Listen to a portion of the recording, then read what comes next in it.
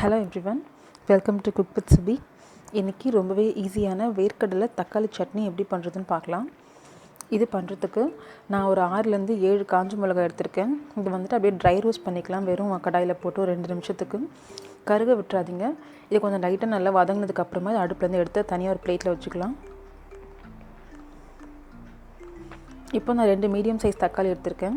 இந்த தக்காளிக்கு மேலே இந்த மாதிரி கத்தியால் ஒரு எக்ஸ் மார்க் மாதிரி போட்டுருங்க.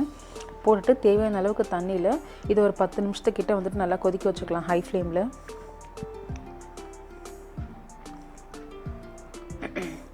அப்போ பார்த்தீங்கன்னாக்கா தக்காளியோட மேல் தோல் வந்து உறிஞ்சு வர ஆரம்பிக்குது. இந்த ஸ்டேஜில் இது அடுப்புலேருந்து எடுத்துடலாம். தண்ணியிலேருந்து எடுத்து தக்காளி லைட்டாக ஆற வச்சுருங்க.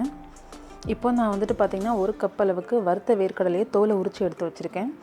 அது கூட வறுத்த காஞ்ச மிளகாயும் இருக்குது. இப்போ இந்த வேர்க்கடலையும் காஞ்ச மிளகாய் அது கூட ஒரு 4 பல் அளவுக்கு பூண்டு மிக்ஸி ஜாரில் சேர்த்துக்கலாம். சேர்த்துட்டு கொஞ்சம் நல்லா பவுடரை அரைச்சி எடுத்துக்கலாம்.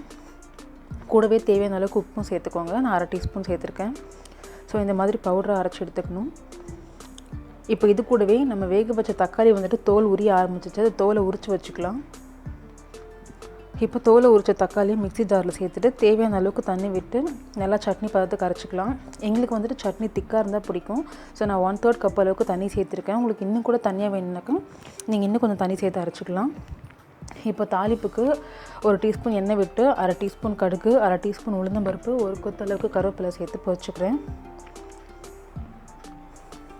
தாளிப்பு பொரிஞ்சதுக்கப்புறமா இந்த தாளிப்பில் நம்ம அரைச்சி வச்சுருக்க சட்னியை சேர்த்துக்கலாம். சேர்த்துட்டு நல்லா மிக்ஸ் பண்ணி விட்டுருங்க.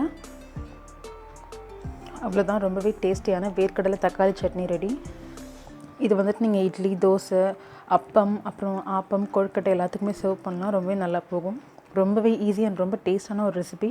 ஸோ கண்டிப்பாக ட்ரை பண்ணி பாருங்கள். தேங்க்ஸ் ஃபார் வாட்சிங்.